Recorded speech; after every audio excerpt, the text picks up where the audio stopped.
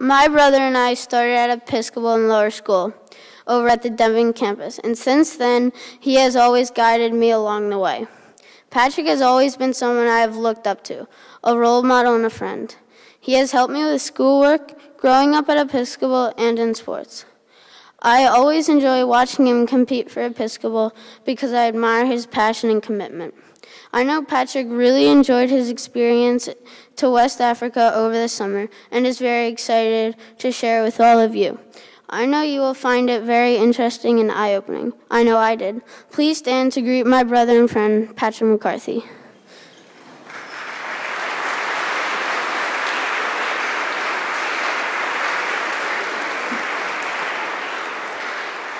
Thank you. Please be seated. And thanks, Dee, for the wonderful introduction. First off, I would like to thank Reverend Squire and the vestry for letting me speak today. And for those of you that don't know, over the summer, I took what can only be described as an amazing, life-changing trip to Senegal.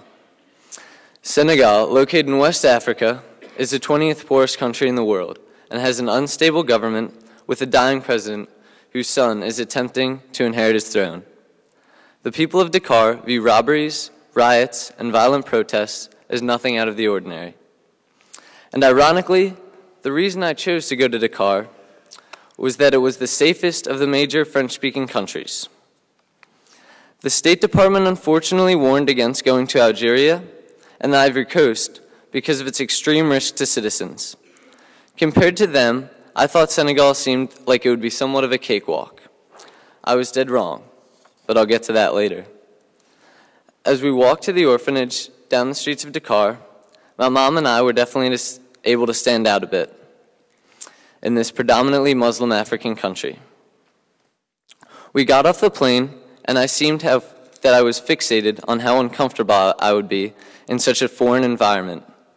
As we pulled up to the building, it was pitch black, and I could make out almost nothing except for the outline of my shanty apartment building in which I would be living in for the next 3 weeks. After 2 hours of sleep, I woke up to no electricity and a freezing cold shower. I had to keep my mouth shut and my eyes sealed for fear of waterborne pathogens. Just within the first few hours of my stay, the extent of the luxuries I live with every day began to seem that much more extravagant. This was the precursor for my visit to the Pouponniere orphanage. After a quick meal that consisted of a banana and an energy bar, my mom and I opened the door to what seemed to be a whole new world. It was alive with vendors, pedestrians, and mopeds that cut across the street as dogs, goats, and people alike weaved through the traffic. Once at the orphanage, I met one of the most inspirational groups of people I had ever encountered.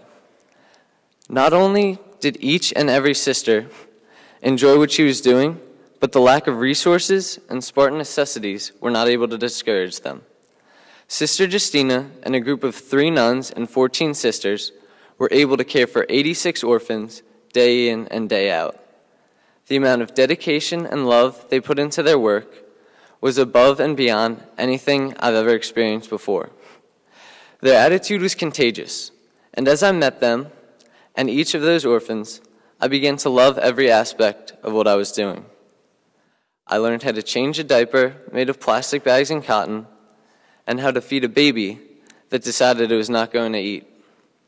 Whether I was playing with kids, changing diapers, fixing fences, or just getting thrown up on, I can genuinely say I loved it. This work was some of the most rewarding I've ever done. After this, we were also able to visit another orphanage, where we were able to donate clothes and necessities to young teens. For the first time in a week and a half, I was able to spend a day with kids who didn't want to throw up on me. This orphanage, the Empire des Enfants, or Empire of Kids, was located in the middle of the city, and behind its big blue doors, it took in teens who did not have parents or homes to return to. Spending a day with my contemporaries in Dakar was able to shed light on a whole nother life that I had never even thought existed. Their stories of hitchhiking to the city by themselves, living in sheer poverty and slums built out of tin sheets, were able to leave an enormous impact on me. As I was experiencing a new culture and new environment, I began to feel comfortable and appreciated. And while on our 10-minute daily walks to the orphanage, the haggling and the stares stopped. We were treated like average people in the city of Dakar. And as I look back on it, that was the best gift the city could have given me. As this dream of a trip continued, the worst thing that had happened to me was the occasional near accident with a car driving on the sidewalk, or a pickpocketer that came a little too close as I walked down the street. The trip was going almost perfectly, and I saw no reason for it not to continue that way. Yet the people of Senegal did. As the people of Senegal did. While I was enjoying my work with the kids, civil unrest was bursting at the seams. While I was changing diapers and playing with toddlers, the president of Dakar, Abdoulaye Wade, was making a law that would enable him to need only 25% of the vote in order to win the presidential election. If this was not egregious enough, he also intended to implement his son into the role of vice president in order to continue the family regime. I, of course, was oblivious to this whole situation while I enjoyed myself and even questioned why it was anyone would not want this job of working with these wonderful kids. But I would soon learn why Senegal wasn't the most desirable nation in the world. I woke up drenched in sweat thanks to the African heat as usual and got up to what seemed like a completely normal day, yet it was able to transform into an unforgettable event. Walking to the orphanage, the streets were eerily empty, and all the stores were gated shut. Because of this unusual empty streets and suspect environment, we opted to take a taxi, and that was when we came upon the riot. 2 pickup trucks filled with 5 men each, equipped with riot shields and smoke grenades, met a mob of 30 throwing stones and cinder blocks. As we later found out, altercations like these were taking place all over the city. Our cab driver decided to partially drive into the riot before coming to the conclusion he could not get through.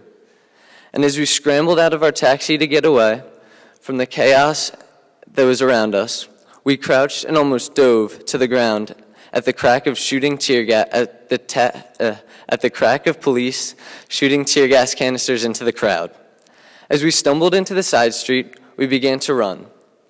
That's when a complete stranger gave us useful advice to slow down, as we later saw those running from the police were the ones taken down and arrested. As we made our way back through the side streets, I could feel the gas burn my eyes and throat. It seemed that every street we turned down had either a squad of riot police or its own riot, setting fires and causing destruction. We weaved down every alley, and it seemed that riots were closing in around us. The fumes of tear gas thickened, and suddenly I recognized where I was. That was when those big blue doors opened once again, and my mom and I ran into Empire des Enfants. In the chaos and turmoil that had enveloped the day, we were able to find sanctuary in what seemed like a completely different world. The door closed on that world around us, and we were able to sit and relax, and this is when I was able to really reflect on the experience that I had just had.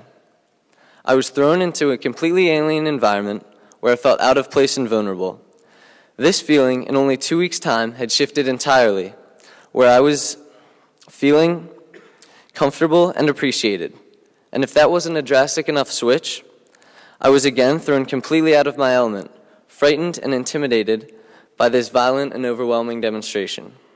As I look back on that day, I can't help to think of how blessed I was to have come back across that orphanage. I realized that I wasn't just blessed in that particular moment, but in life. I've had wonderful opportunities available to me since a young age, and I am truly grateful.